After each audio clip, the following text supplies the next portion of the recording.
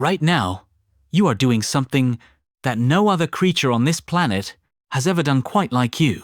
You are understanding meaning from a sequence of sounds, not just sounds. Meaning, the word fire makes you feel warmth.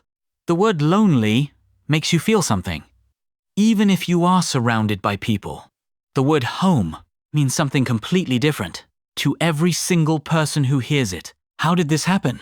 How did a species that once communicated with grunts and gestures end up writing symphonies, building legal systems, and having arguments inside their own heads about decisions they haven't made yet?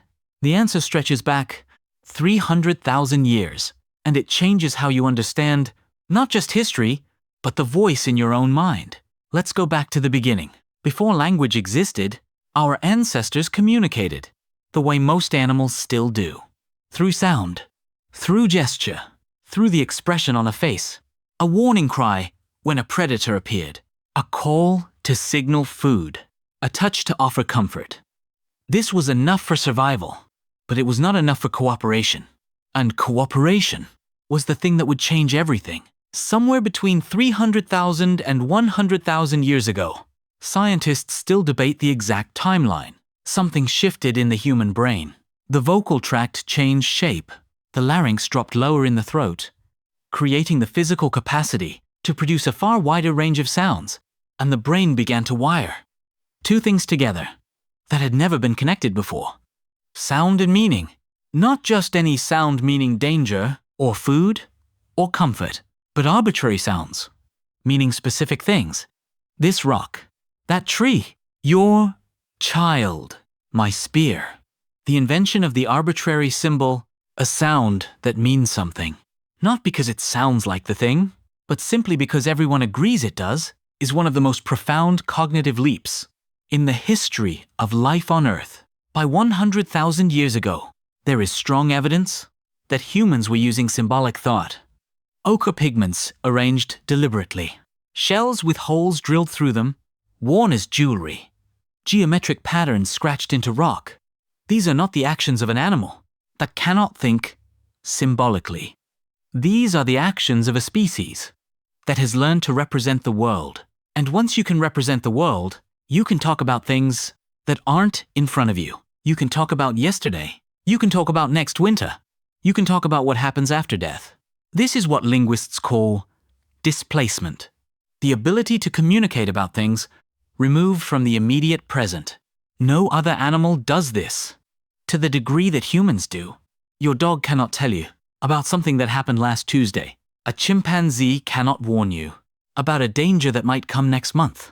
But a human child, barely 3 years old, can look at a picture of a lion and tell you it is dangerous. She has never met a lion. She is reasoning about something that is not in the room.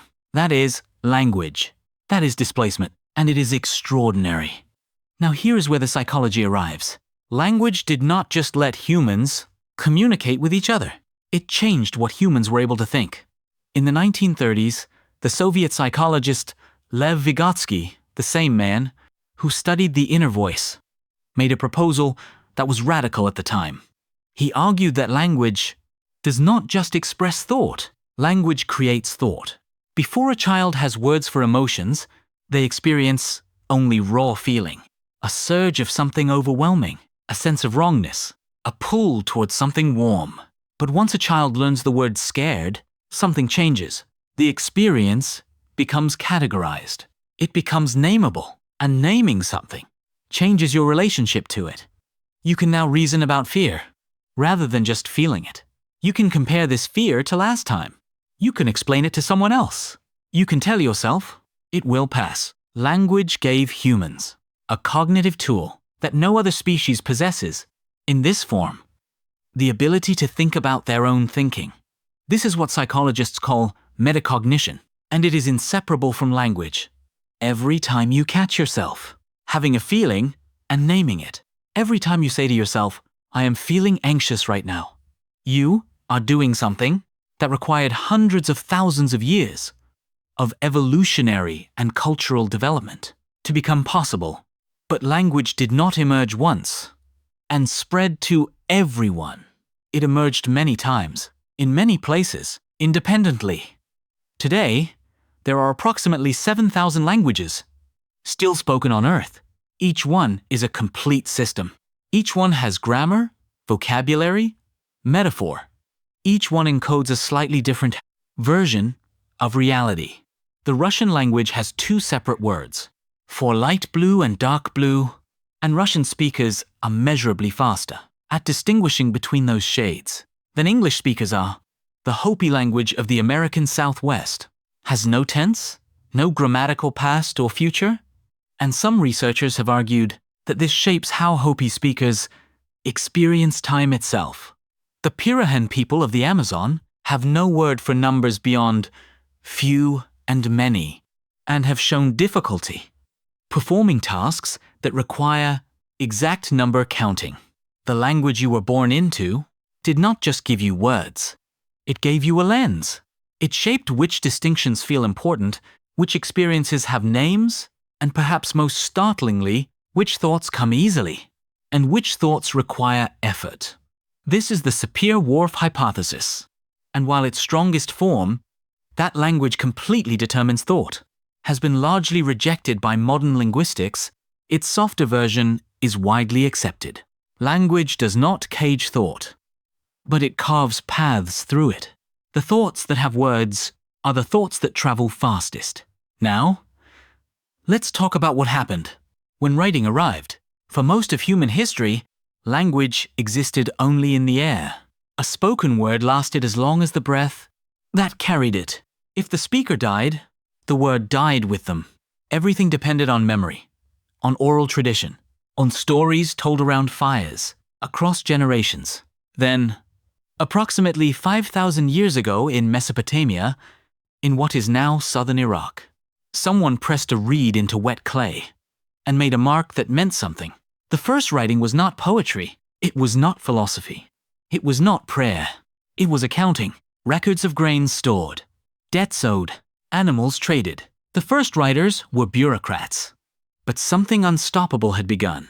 Once language could be stored outside the body, the entire project of human civilization accelerated. You could now know what someone thought 1,000 years ago. You could read the words of someone who died before your grandparents were born.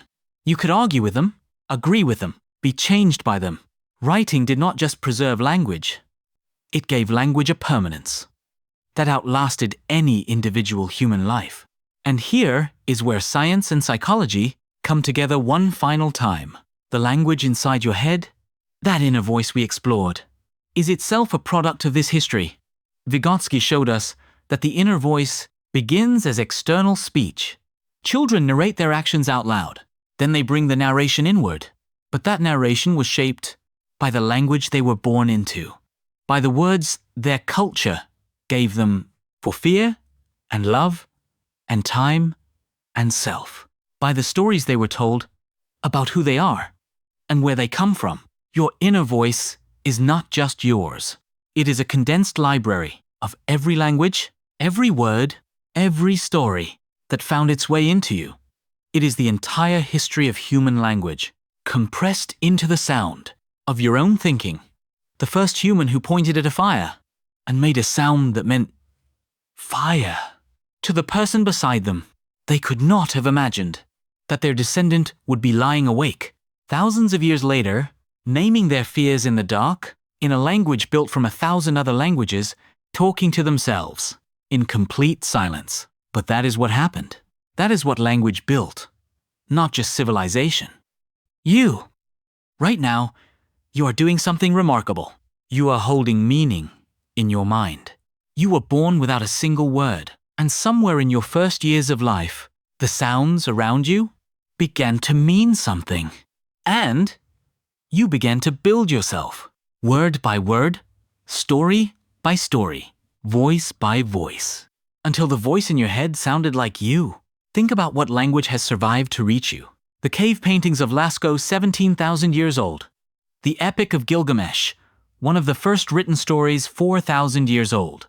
The words of philosophers who shaped how an entire civilization thought about thought. All of it finding its way into the words you know and into the way you think. Every language has a word that cannot be translated, a feeling so specific that only one culture found the need to name it. And if you don't have the word, the feeling exists, but it travels more slowly. Language is the most human technology ever created. It is older than agriculture, older than writing, older than cities, older than almost everything we consider civilization, and yet most of us learned it before we could walk. Before we had any idea what we were learning, we acquired the most sophisticated communication system ever developed on Earth, before the age of 5. Scientists still do not fully understand how we do this. Children, the world over, no matter what language, follow the same developmental stages. First words around 12 months. Two-word combinations around 18 to 24 months. Full sentences by 3 years. This is one of the great miracles of being human. And it is still happening. New words enter the dictionary every year. Languages blend and create new ones. Some languages die, taking irreplaceable ways of seeing the world with them.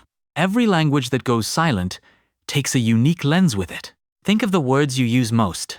The words that come fastest when you need them. Those words are not random.